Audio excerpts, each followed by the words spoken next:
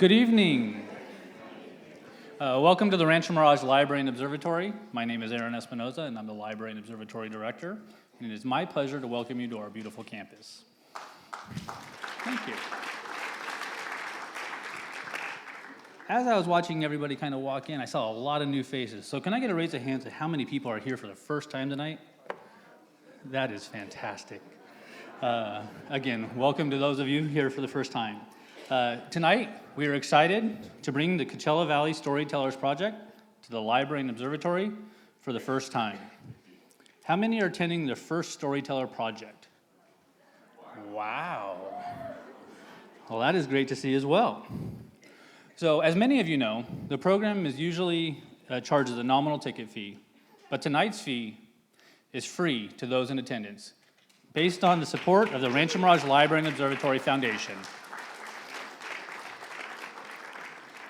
I want to thank you all for coming out tonight again and introduce the Desert Sun video storytelling editor and coordinator for the Coachella Valley Storytellers Project, Vicki Connor.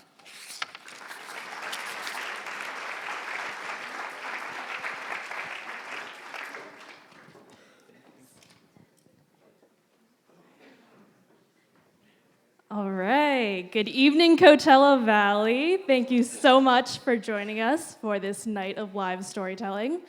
My name is Vicki Connor, and I am the video editor at the Desert Sun, as well as the coordinator for the Storytellers Project here in the Valley. So first off, I'd like to do a huge thank you to Rancho Mirage Library for having us here tonight in this beautiful space. TJ Hicks and the rest of the staff here have provided us with this wonderful space, and they've been so great to work with, so thank you. I'd also like to do a big thank you to Todd Goldberg and Maggie Downs, who are our partners and our coaches at Riverside-Palm Desert.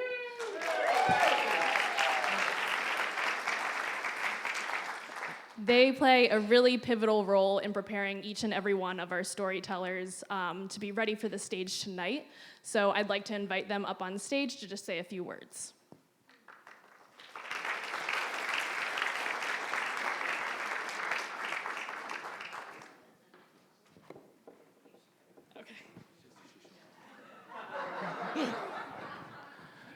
Good evening, everybody. How are you? Thanks for coming out tonight. This beautiful November day.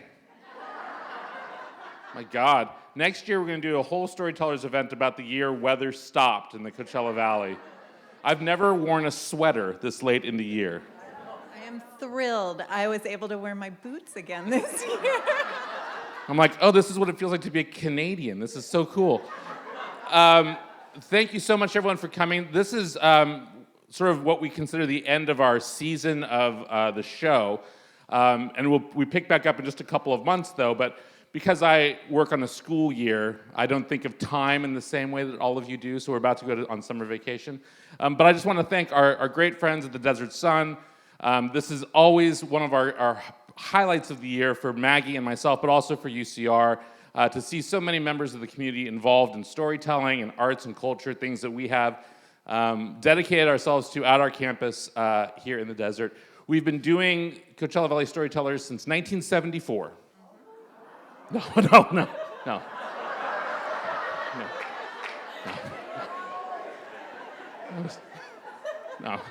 It's been like 3 years.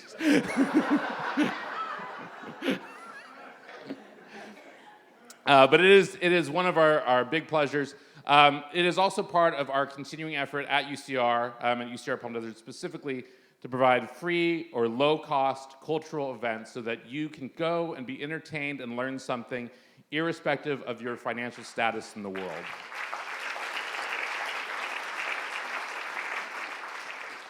In that light, how many of you are not leaving for the summer? Most of you, good. When those people leave, we'll talk about them. If you are here all summer long, we have a very special thing that we're doing at UCR-Palm Desert. It is our summer film series. It's free. It's called Lit Flicks, because it's movies based on books, and Maggie comes up with puns. And this summer, to make good on a bet I made with my wife, we are showing nothing but movies based on Jane Austen films, which means I'm going to read all of Jane Austen this summer.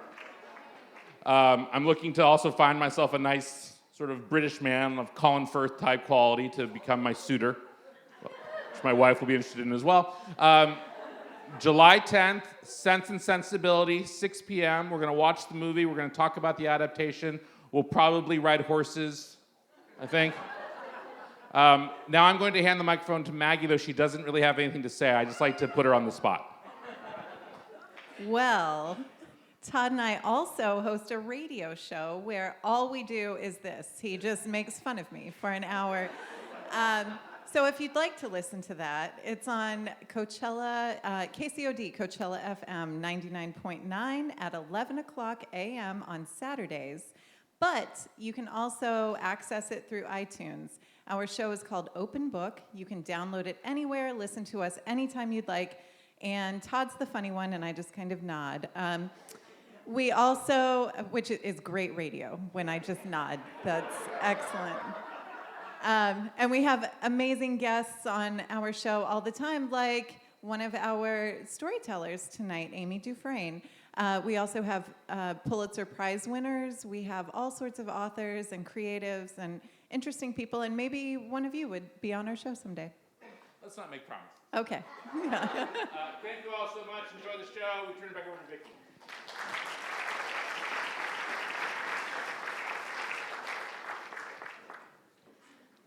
Thanks, guys. So now I just want to take a moment to tell you guys about what tonight is and what it is not. So tonight is not a TED Talk, it's not an educational lecture or an inspirational speech, but really tonight is all about storytelling. And storytelling is based on listening. So we ask you tonight to just receive the stories that your neighbors will be presenting tonight on stage. Some of the stories might be more professional and polished, and others might be more conversational and casual. But we ask that you receive all of them because that is really how community building works. Now, I would like to introduce my colleague and my friend, Kristen Sharkey, and she'll tell us a little bit more about tonight's show. Hello. Like Vicki said, I'm Kristen Sharkey. I'm an editor at the Desert Sun, and tonight's theme is unexpected adventures. Has anybody ever been on one of those? Yeah, the older I get, the more I realize life is just one big unexpected adventure. It can change in an instant. It can change overnight. So tonight's stories will be about those surprises and all of our tellers' journeys along the way. So to kick us off, I want to introduce you to Ray, who will be telling a story about writing.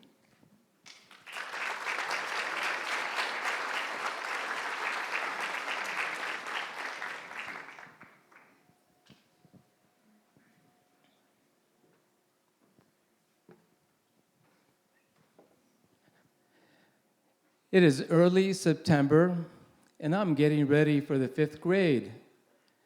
But in reality, I should be getting ready for 6th grade. You see, I was held back. I flunked because I struggled speaking English. And I'm a second-generation American born in India. And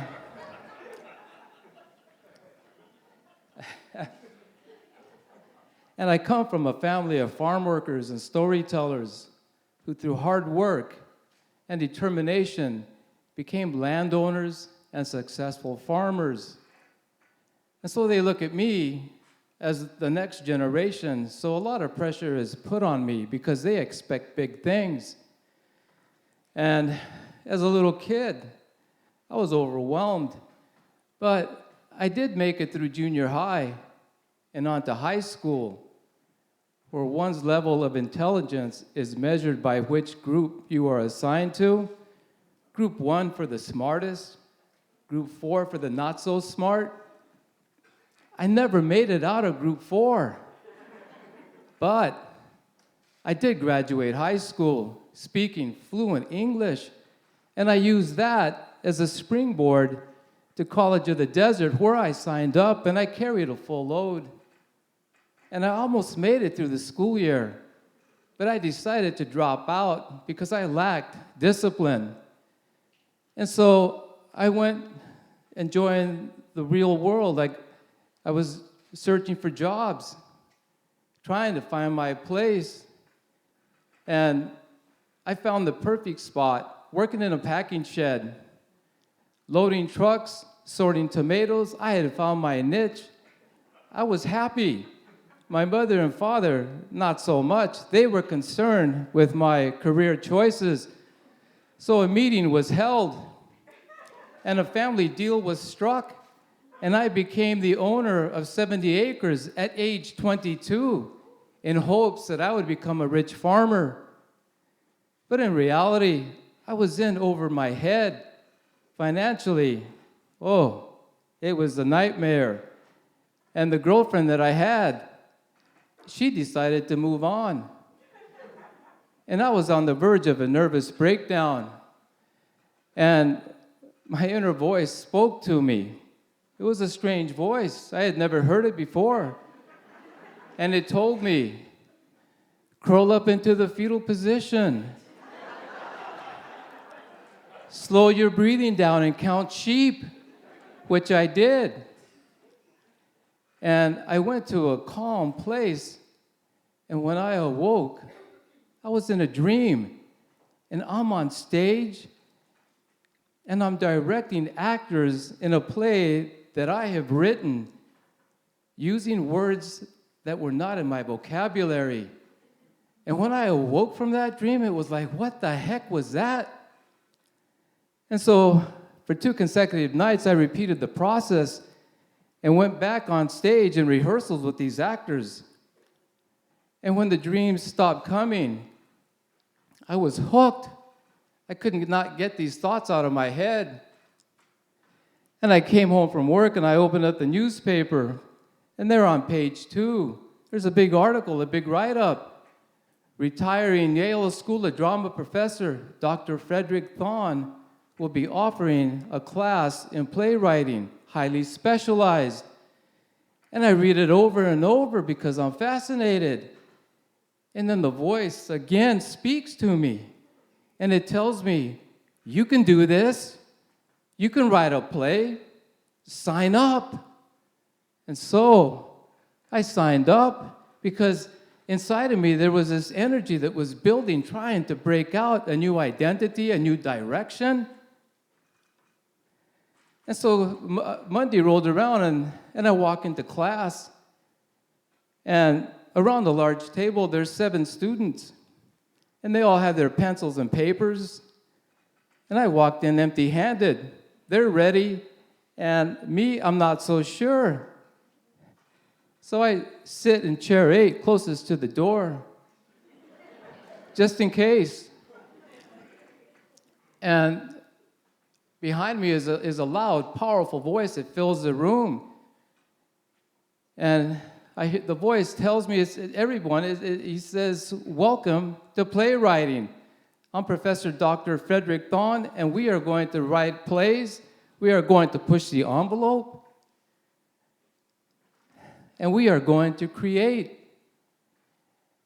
And then he rolls into his lecture, and all the students are busy. They're taking notes. They're taking it all in, and I'm sitting there, but I'm a sponge, and I'm taking in every single word because I'm fascinated. And just like that, the semester rolls to an end, and the professor walks up to me, and he gets in my space, and he tells me, Ray, you have an F in my class. You have not turned in one single writing assignment. And that's because I lack discipline. This is all new, and I'm unsure of myself. And then he tells me, and you haven't even spoken one single word. You haven't participated in class discussions because I have nothing to say and nothing to add, and I'm unsure of myself. And then he pushes me further, and then he asks me, do you know what the final is? I said, yes, sir. What is it? It's a 1-act play. Do you think you can write a 1-act play? And I stand there silent, And I finally blurt out, yes, I can. I can write a one-act play. And then he tells me, good, I'll see you Monday. Don't forget your play. And I walk out, and my heart's racing because I have no idea. I have no story. And what am I going to write about? So I'm driving home, and the voice speaks to me again. And I hear two words, Border Patrol, immigration. And my eyes get big because now I have an idea. Now I have a story. But I need information. So the next day after work, I drive to the Border Patrol station and I walk in through the door. And I go directly to the receptionist. I introduce myself and I tell her what my idea is. Her eyes roll to the back of her head. She picks up the phone. And out of a side door comes this big man, dressed in full green, big shiny badge, big shiny gun on the side of his hip. He introduces himself and he says, I'm the chief of the Border Patrol station, and welcome. And then we go into his office because I have many questions and he has many answers. And from there we go to the back where all the holding cells are located. And there's 30 to 40 men waiting to be processed. And we stare at each other because I look like them and they look like me. And from there, we go out to the parking lot. He wishes me well. We shake hands. And he seemed like a nice fellow. And I get in my car and I'm driving home because now I have what I need, the information to write a play. And I have 3 days, Friday, Saturday, Sunday. So I go into my bedroom door, I close it, and I get all my pencils and papers because that's where I kept them. And I start to write. Page 1, page 2, 5, 10, 15. Friday and Saturday, you're gone, and I'm into Sunday. 20, 25, 30. And I jump up. And I'm yelling and celebrating because I have accomplished something. I've written a play. And I'm on top of the world. And Monday rolls around. And I walk into class. And the 7 students are around the big table. And I sit in chair number 8, closest to the door. But I'm not leaving this time. And they have their folders, they have everything, and I sit down in chair number 8, and I'm nervous. And again, that powerful voice fills the room. The professor, okay, people, let's get rolling. We're burning daylight. We have a lot of plays to read. Let's go. Number 1, let's go. Start reading. And just like that, number 1, number 2, number 3, number 4, number 5. I'm getting nervous because they're getting closer. 6, 7. And then I hear 8. And it echoes in the room, and it's echoing in my head. And the professor looks at me. And he says, well, what do you have? And I said, I have a one-act play. Good, let's hear it. And I'm nervous. And I take a deep breath because if you can envision a bowl of Jell-O jiggling and shaking, that's my voice. Because I lack some confidence. So I open it up and I start the title of my play, I Be Back. Page 1, page 2, 5, 10, 15. I tell myself, slow down because I'm nervous. 20, 25, 30, the end. I look down. Slowly I look up and everyone is staring at me, and they have looks of surprise and shock. And I'm thinking right away that I have written the worst one-act play ever. And the professor gets up out of his chair, he walks up to me, and he tells me, that is one of the best one-act plays I have ever heard, up there at the level of my graduate students at Yale. You have an A+. You have the best play of the semester. And I can feel inside of me a party is starting to break out. And then he tells me, there are parallels to Eugene O'Neill. And I'm like, Eugene O'Neill, whoever, because I don't know who this O'Neill fellow is.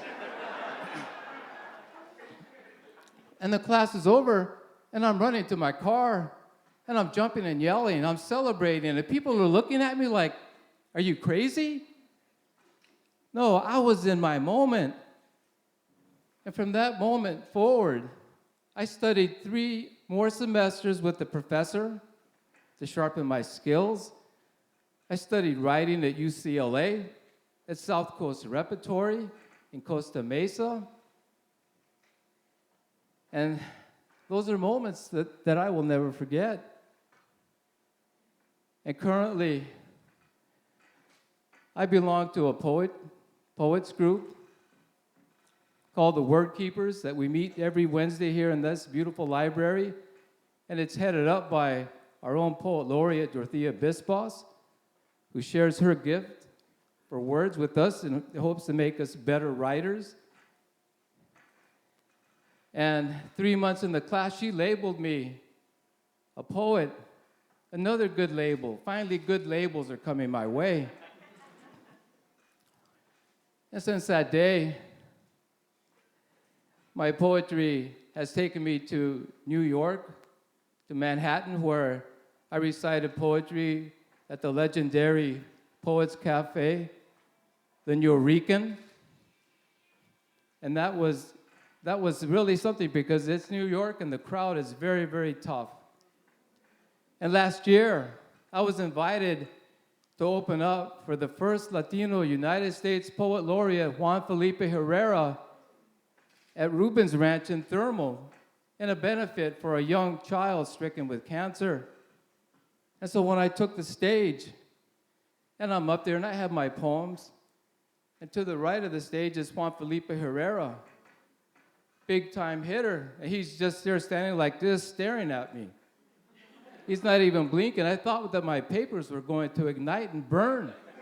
But then I told myself, hey, you got this. This is what you were born to do. And when I walked off the stage, Juan Felipe, he hugged me and he told me that poem about your abuelita, that is a great poem about your grandmother. Coming from him, that meant everything. That was like being shot over the moon. That was a moment. Oh, and the girlfriend who decided to move on decades ago, she finally regained her senses. And she became my wife. And recently, I shared with her, I told her that in the near future, we are going to walk the red carpet in pursuit of an Oscar for a Best Original Screenplay. And this unexpected adventure continues. And thank you.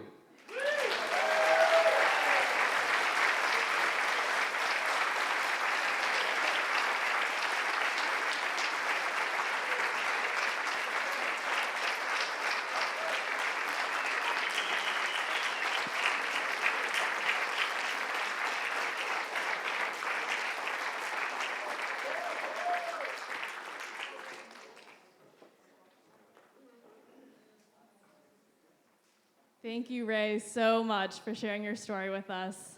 I think a lot of people can relate to being an underdog at certain points in their life, and so thank you, Ray, for sharing those personal moments with us. Can we get another round of applause for Ray?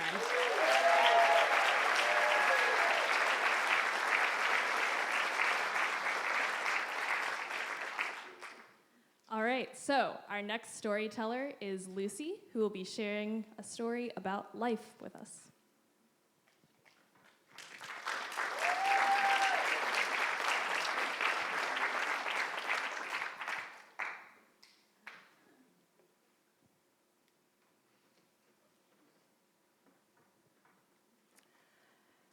We all have our flaws. We know our flaws, our physical flaws, our spots. I know mine like the back of my hand or the front of my leg. I had that spot on my leg my entire life. a mole, a beauty mark, my mother called it. So one July afternoon, it felt hot to the touch, and I picked up the phone, and I called my friend Mickey, who happened to, lucky for me, also be my cousin, who happened to be even luckier for me, my dermatologist, and even luckier still that he only lived about a mile away. So I asked if I could come over. I was concerned, could he take a look, which he had done virtually every year. And he said, sure, come on over. About 15 minutes later, I was in his living room, and we were sitting on the staircase, and he took a look around, and I looked around. They had a beautiful house. They collected glass, and the light and the saturated color was so beautiful. It was always nice to be there. But he looked at that spot, and he said, now this has to come off. And so when I assumed he would take it off in the office the next day, he said, no, I can't do that. I won't do that. You need a surgeon and a skin graft, and it'll be a 6 to 8 week recovery. I was 51 years old, and I was busy. I had things to do. I had a job outside of the house, and I, of course, had my job inside of the house, and I had no inclination or interest to being a nursemaid to me, to a sarcoma. I'm going to read you the dictionary definition so I don't mess it up. A sarcoma is a malignant neoplasm arising on tissue of mesodermal origin.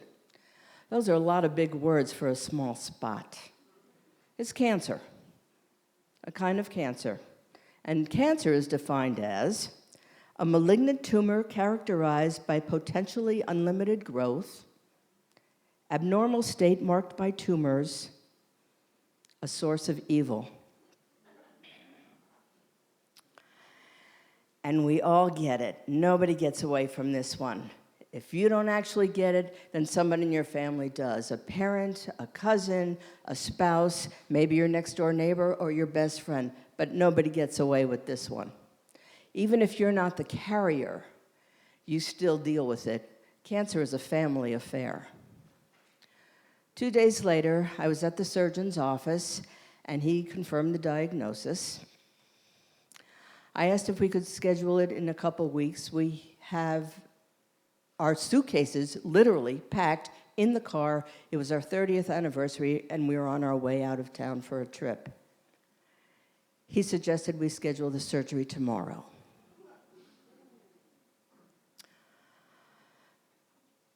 So we arrived at the hospital on time, filled out reams of forms, and the door to the inner sanctum opened, and a nurse called my name, and I followed her like a lamb to slaughter, down a small row of curtained-off cubicles until we came to mine, and there it was. I could see there was a big white bag with my name slashed across it in magic marker that I could still smell, a gray-white, crinkly, folded hospital gown next to gray, rubberized socks on the gray-white bedding. And she told me that I was to undress, put all my personals in my bag, although nothing personal in a hospital is. And she had the good grace to close the curtain and leave me alone while I undressed. That day, I had very thoughtfully and carefully decided to wear red silk French-cut bikini panties. Either to boost my spirits or match my blood. I wasn't sure which. It was the only color in the hospital. Everything was gray. The walls were a medium gray, and there was no artwork except a few posters that begged those who did to stop smoking or those who could to donate blood.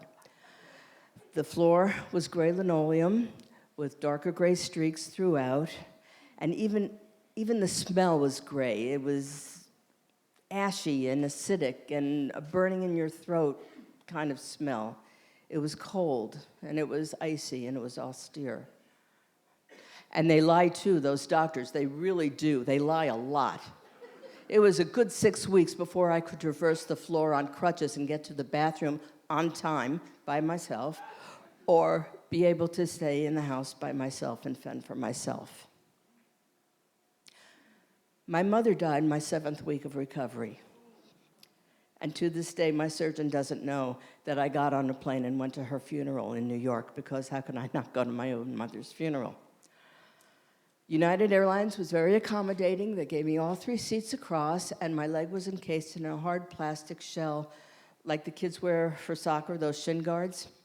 The cane helped me keep my distance between terrible obstacles like oversugared children or swinging purses or carry-on luggage. And my husband and kids flanked the front space like NFL linebackers protecting me. I was in a lot of pain still, took a lot of drugs still, and I staggered around for that weekend like a drunkard after last call. I barely remember anything about it other than that, and that's probably a blessing in disguise. So, here I was, 51 years old, worrying about what was going to happen. And the pain still remains and reminds me every day, still. You were lucky, my doctor said. This is as good as it's going to get because the nerve damage was too great, but we almost took off the leg. And if it returns, we will have to amputate. But, good news, it's a slow-moving tumor. It's a slow-growing tumor. A sarcoma will probably take 5 to 7 years. So I had 5 to 7 years to worry and be frightened to death and looking over my shoulder every day and waiting for the other shoe to drop and wondering if I would ever need to wear another shoe. Bless you. And now I lost my place. So I learned a lot, and now it's almost 19 years later. July 20th will be 19 years. And I did have a few extra spots that appeared, but I was whisked into the hospital, and all the pathology reports were clean, and so I stand before you intact and au naturel. Almost. Little missing parts here and there, but that's my flaws, and that's my scar, and it's fine, and I'm proud of it, in fact, because it marks a piece of my life. So, here we go.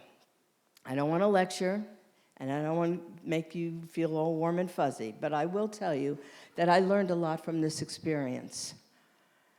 I learned that now that I have finished my jobs as a mother and a business owner, and I am at a point in my life when all I have to do is take care of me and enjoy every single day. And I do. I play golf 3 or 4 times a week. You'd think I'd be a lot better than I am for all the time I put into it, but that's another story. I play mahjong and I play bridge, and I go to concerts and we go out dancing, and I see good movies, and I go out to dinner with a lot of wonderful friends, and many of you are here tonight, and I thank you for that. And I know that it's going to all be okay, because even though you have things to do, we all have things to do, like picking up your dry cleaning. And, I forgot the onion when I went to Ralph's yesterday, so I better make another stop. And, I've got to walk my dog. Well, you do have to walk your dog. Do walk your dog. But take the time to go through your address book and call the people you haven't talked to for a couple months. Touch base. Don't email, don't text. Call them. Hear their voice. It's important. And you may not be able to tomorrow. Life is really, really short, and I was very lucky, and I'm very grateful because I got a second chance. But you better remember that and make hay while the sun shines. Oh, one more thing I forgot to tell you. Remember those red silk French cut bikini panties? Of course you do. It's the best part of the story, right? When I was released from the hospital and they brought me my bag of belongings, I started to get dressed, and I had no underwear. For the first time in my life, I went out in public commando. And I really didn't care. I asked the nurse what happened to my underwear, and she didn't know, and nobody else was talking. But I kind of figured out that when they decided to take the skin graft off my hip, they just had to cut them off and throw them away. My big regret is that I didn't wear old, tired, faded, worn out, elastic-ridden, tired, ugly underwear to the hospital that day. Because I really do miss those French-cut bikinis. They were hot. But c'est la vie, n'est-ce pas? That's life.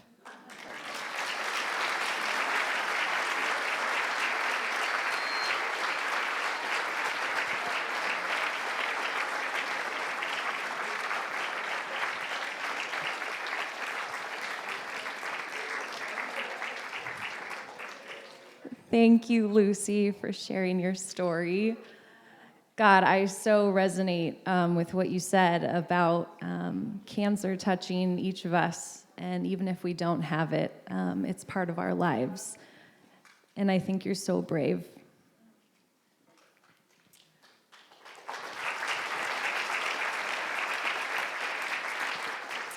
So, how many of you guys got a brownie tonight? Yeah, okay, and I saw a lot of hands when we asked this was their first time at Storytellers, so I just want to let you know you're in for a really big treat if you haven't opened it up and eaten it yet. I have Storytellers regulars who tell me that they come to these events as much for the brownies as for the stories, so... Those brownies are from a company called Fairy Tale Brownies, and they believe in what we do here at the Storytellers Project. They believe that it's through our stories that we pass on our most important values. Fairy Tale Brownies believes that every story should end with a sweet ending, and while we can't promise that for tonight's stories, I will tell you that if you visit them at brownies.com, you can make sure all of your endings include a caramel swirl. And if you haven't looked inside your program yet, there is a discount code for brownies.com, and they ship from Arizona.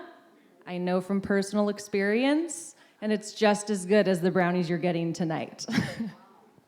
So those brownies from Fairy Tale Brownies, those were for subscribers of the Desert Sun, and it is our thank you to you for supporting our journalism. We couldn't do it without you.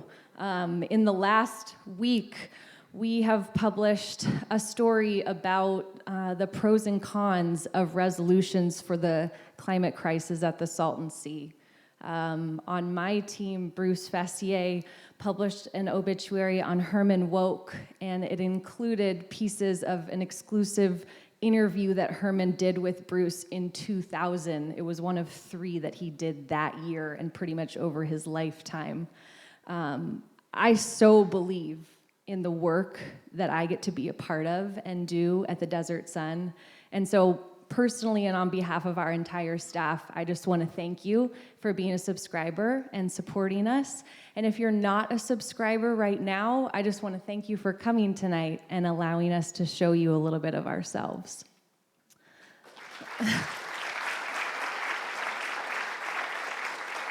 So we're going to get on with the stories. I want to introduce you next to Paulina, who's going to share a story about transformation.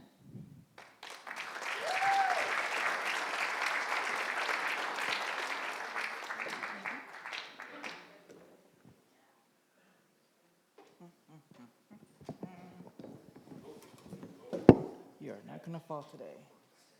You'll put it right there.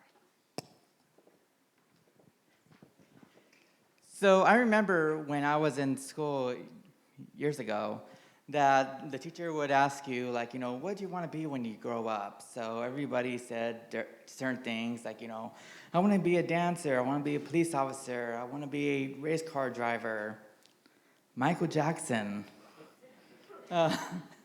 And so for me, as someone who was very introverted, very shy, my answer was very, very weird, especially around that time. So when it came to me and the teacher asked me, like, well, what do you want to be when you grow up? I said,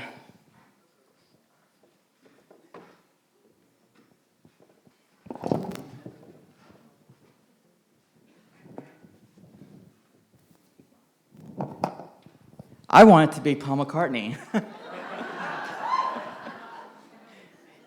It's true. I grew up listening to the Beatles. You know, my dad named me after Paul McCartney, and I wanted to do what he did. I wanted to, travel around the world, write thousands of songs, be signed to Capitol Records, possibly meet Paul McCartney. And it seems that my life was going down that path. You know, by the time that I was 18 years old, I already had written 200 songs. I already mastered playing guitar, bass, drums, and I knew my way around the piano. And I was already in 2 rock bands, and I was even learning how to do home recordings and experimenting with them. But I didn't realize that there was this alternate journey that was basically cooking up until years later, from 2 ways. The first way was that I wanted to study music in school, but they didn't allow me to because they didn't teach, what they call rock instruments. So they're like, yeah, we don't teach guitar or bass, so, you cannot be part of us. So it was a thing of like, okay, well, what am I going to do at school to keep myself preoccupied? So, I got myself involved. I did the student government thing. I was in one club, and I was even part of the Indio Youth Advisory Council and stuff. But even though I was doing all that stuff, I really didn't care that much because all I ever wanted to do at the end of the day was just go home, write a song, play my guitar or bass, and just rock out, And so by the time that I ended high school, I was able to at least major in music because they finally let me into the program when they realized that they did need a guitar and bass player for the jazz band. And so right after high school, it was basically, okay, I'm going to focus on nothing but music and, of course, find like a 9-to-5 job because, you do need money to come in, to survive. As I got into 2005, I started to, 2 things happened. I started to record my first album called Angel, and I came out as transgender. And when I came out as transgender, it really, even though it was very satisfying to finally find my identity of what I've been feeling since I was 5 years old, but it created a lot of anxiety too because as someone who was transgender and someone that was doing music, if I would have went out to people and say like, oh yeah, I'm transgender and I play music, like, oh, so your music sounds like RuPaul. I was like, no. I'm not really a big fan of RuPaul. Not in any ways. I want to be Paul McCartney, but not RuPaul. But, I was able to alleviate that anxiety because I met a lot of other trans people that were also musicians that their music sounded like the Beatles or Bob Dylan and the Bangles and stuff like that. So that really alleviated a lot of stress. So as I was making my first album, I realized that even though I wrote like a lot of great songs on it, and I was a really good musician as well, I needed help with singing because I really could not sing for crap.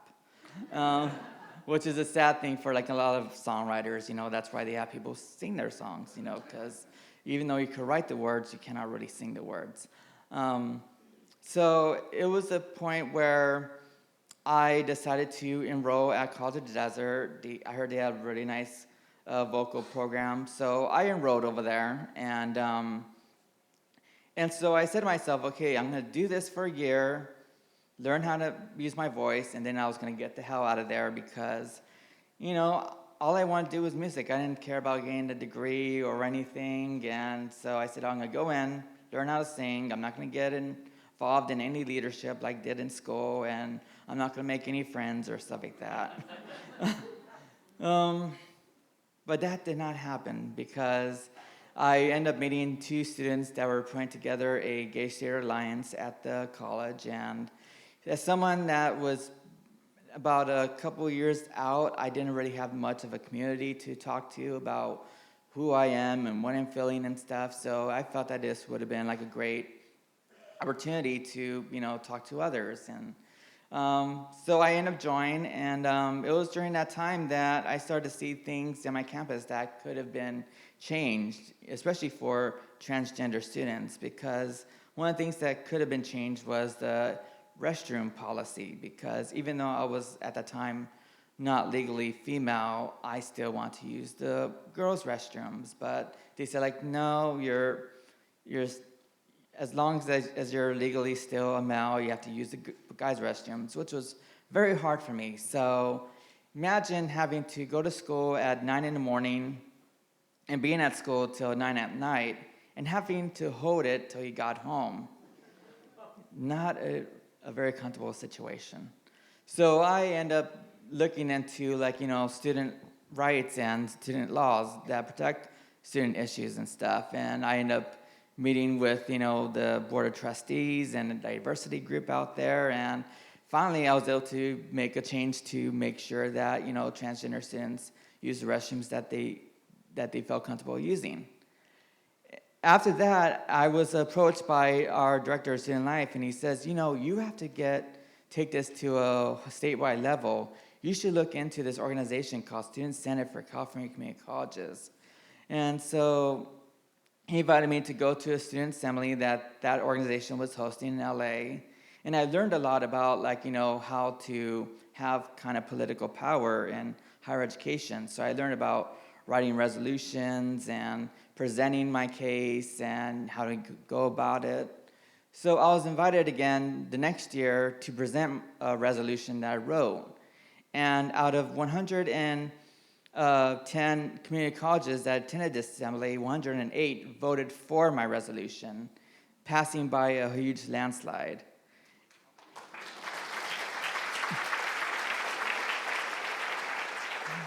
After that happened, one of the students approached me, they saying, we need a student senator that is all about LGBTQ issues. We will want you to run for senator and come up here in Sacramento every month to work on student issues and work on bills and stuff. So I ended up running, and I won, becoming the first transgender senator to be elected to the office. And I found myself for the next 2 years traveling to Sacramento, working on various student bills, working on equity, diversity issues for higher education. And I must have been doing a really good job because we got a call from Governor Jerry Brown, and he says, I need someone to look into this thing called Senate Bill 48. And I need your most top LGBTQ senator to look at this and see if it's something that I should sign to law. So he basically asked for me to look into this.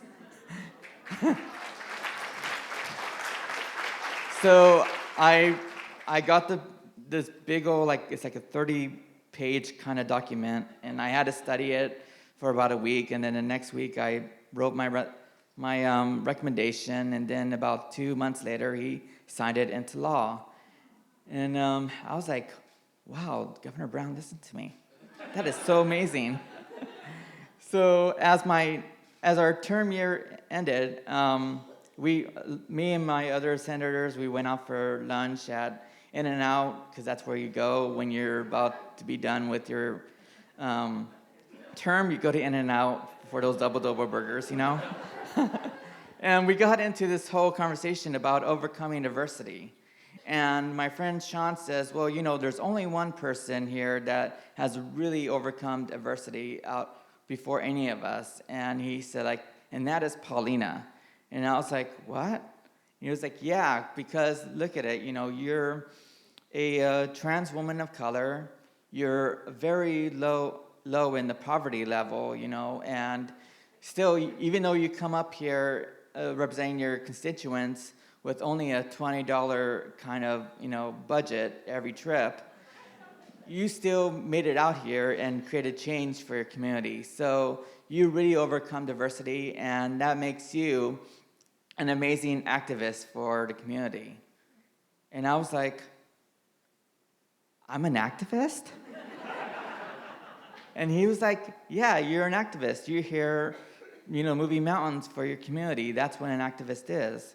Now, when I think of the name activist, I think of Cesar Chavez, Harvey Milk, Martin Luther King, all those amazing people.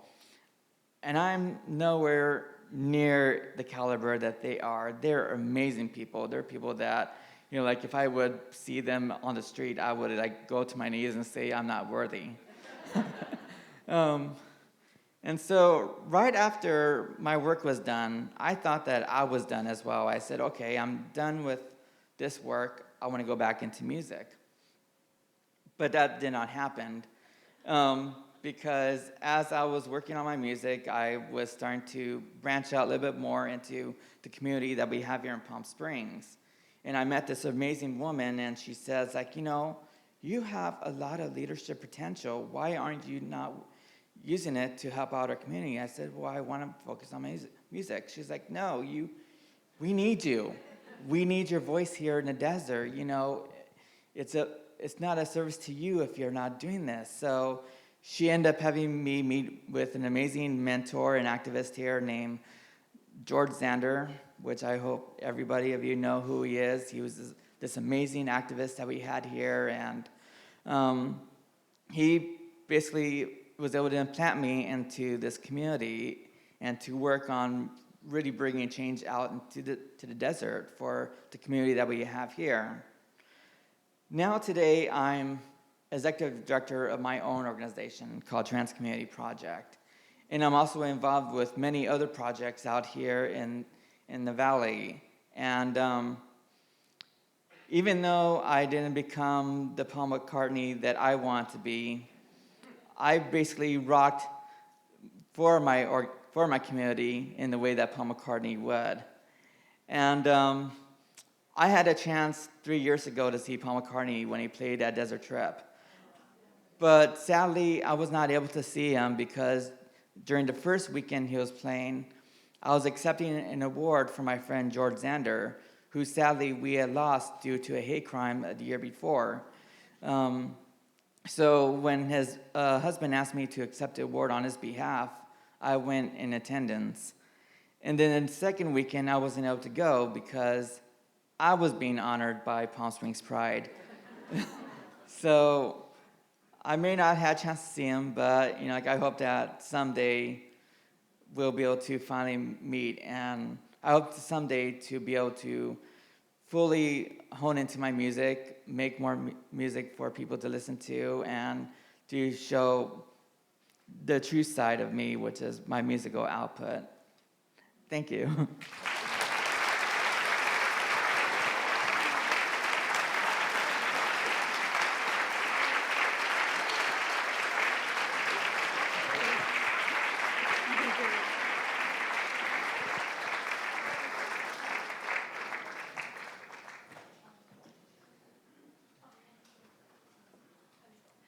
Thank you so much, Paulina, for sharing your story with us and for also giving us a perspective that we don't hear every day in our community. So if we could give Paulina just another round of applause.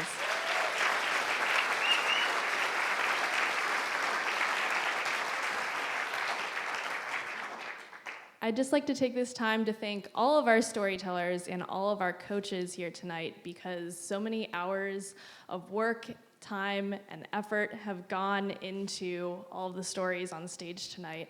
So if we could give a round of applause for all of our storytellers.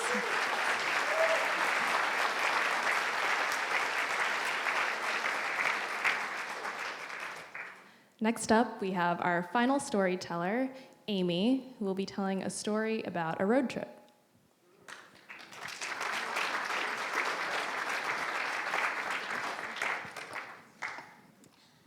How about you quit your job? We sell off all our non-essentials, leave any home base behind, and pack up the Prius to go on an unconventional cross-country book tour. I posed this question to my husband in 2014. We were living in Richmond, Virginia at the time, both of us feeling a little stagnant, but unsure where we wanted to move. My husband, Farouk, was in with the wine industry and had been living in Richmond for 22 years. I had been living in Richmond for 4 years, and it wasn't really working out. Over one 2-week period, I was either canceled on, rescheduled, or stood up a total of 17 times. So I stayed home and wrote a book. I had just published that book, Keep Going From Grief to Growth, when a woman who had been gifted a copy from a friend contacted me and invited me out to lunch. Over salad, she told me how she had been widowed twice, and that reading my book had been the best thing to happen to her in the 10 months since her husband had taken his own life. I don't know how to explain it, she said, but your book gave me hope, and it made me happy. Her words really touched my heart. My first husband, Ben, had died in a motorcycle accident a few months following my dad's death from cancer. So as I walked home that day, I realized I didn't want to be hiding out at home anymore, afraid to move forward. It felt more fun to get out there, connect with people, offer them some hope, and maybe a healthy dose of joy. My husband, being the amazing human that he is, who is in the audience tonight, immediately said yes. He put in his notice at work. We made plans to leave our rented apartment. We sold things on Craigslist, we held yard sales, we donated a bunch of stuff to charity. We rented a smallish storage unit for all that stuff we wanted to keep but couldn't carry with us. I contacted people and set up events and places to stay and places we knew. And I sent out queries to people we had yet to meet. We called this adventure our Joyride. And we set up a countdown on Facebook to share our excitement with the world. People thought we were crazy. Some people didn't think we'd follow through, but most people just thought we were really crazy. And maybe we were crazy, but it felt right. And I knew without a doubt that life is too short not to follow what feels right. So we kept going. 4 months later, our Prius was packed and we hit the road. The heavens started opening up and it started pouring down as we crossed over the Virginia state line. The enormity of what we had done soaked into us at this point. We looked at each other. Holy shit, we really did this. It was still raining hours later when we arrived in Pittsburgh for the night. We were just staying in Pittsburgh one night on our way to break up our trip to Michigan where I had events booked. And I had booked a hotel on this app called Hotel Tonight. But as we pulled into the dark parking lot, I realized I didn't know if this was a safe area or not. I had no idea. I looked down at my phone to see the name of the neighborhood, Shadyside. We had booked a 2-bedroom suite in Shadyside for $99. We raced through the rain into reception, where they had no record of our booking. It was late, it was raining, we were in an unfamiliar area, and everything that we deemed essential in our lives was locked in our car, including 3 cases of wine. I was way out of my comfort zone. Panic started to set in. The man behind the desk could sense this. Don't worry, it all works out in the end. I was freaking out inside. I thought we had just made the biggest mistake of our lives, and why didn't we listen to all those people who told us we were crazy? He then repeated, don't worry, it all works out in the end. They gave us a 2-bedroom suite, honoring the $99 price, even though the regular rate was a lot higher. The next day we took a stroll around Shadyside. We passed by Sur La Table, high-end boutiques and coffee shops, and realized Shadyside's one of the wealthier areas of Pittsburgh. Our joyride was off, but our unconventional book tour didn't hit up many bookstores. Instead, we partnered with health and wellness centers, yoga and dance studios, and basically anyone that would welcome in a self-published author for a talk. There were highs, like being in Edwardsville, Illinois, and selling out of books when everyone who came not only bought a book for themselves, but at least one additional copy for a friend or family member. There were lows, like empty rooms in Springfield, Missouri, and that time that I set up at a library and people really wanted to know where the bathroom was rather than buy a book. And then there was the downright magical, like when a girl I went to grade school with called me up out of the blue. My book had come up as recommended reading on her Amazon list, and she recognized my name. She invited us to stay with her, her husband, and 5 children. We weren't even friends in high school or grade school, but now we're like sisters. 6 months into our joyride, and we really craved our own space. So we were in Santa Fe and rented a little casita for a few months. Farouk got a job at an Italian restaurant. I started offering online clutter clearing courses. We thought, let's make Santa Fe our home, and considered it until it snowed, and then we packed up the Prius and kept going to California. In California, we had the opportunity to house and pet sit, and over the holidays, we were on a ranch in Paso Robles watching 3 dogs, 3 cats, 16 chickens, 6 goats, and 5 goldfish that had been alive for 20 years. We later found out those goldfish were koi. We loved this new house and pet sitting adventure so much, we turned it into that and moved our unconventional book tour into this house and pet sitting adventure.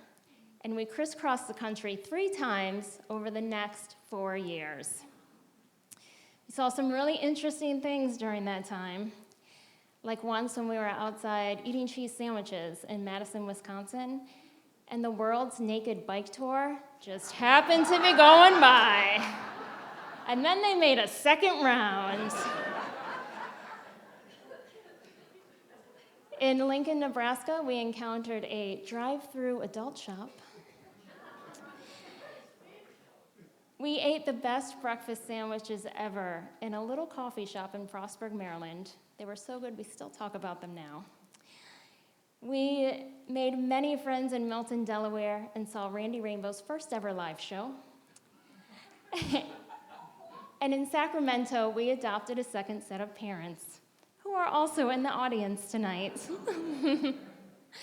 We said we would continue this nomadic life as long as it felt fun or until someplace felt like home. In January of 2018, we landed in Palm Springs. Having gone through Chicago where it was -3, we were stripping off layers of clothing under the warm sun and swaying palm trees. 24 hours later, we agreed. Palm Springs felt like home. We told people we were going to move to Palm Springs. They thought we were absolutely crazy. But it felt right, so we kept going. We returned in June, having been told we needed to experience summer here before committing to the desert. And by the end of July, we were signing the papers on the purchase of our house.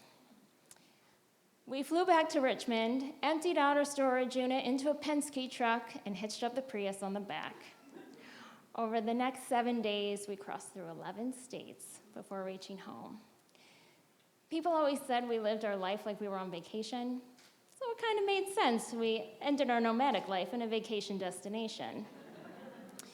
We're definitely not immune to fears and worries of the future. Whenever I'm way out of my comfort zone and panic starts to set in, I remember that guy in Pittsburgh. Don't worry, it all works out in the end.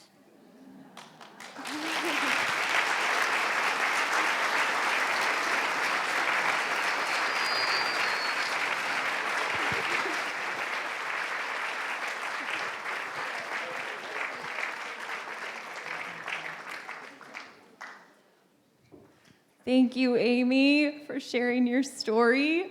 I'm sure we can all relate to finding ourselves in over our head and realizing it's as much about the journey as it is about the destination during life surprises. Did you guys have fun tonight? How great were these storytellers? Yeah.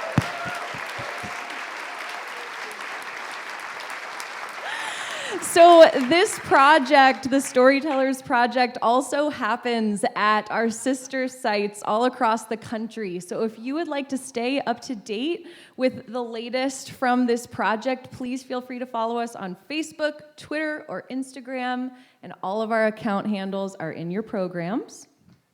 Do you think you guys might want to come back to another Storytellers? Thank you all so much. Thank you for coming.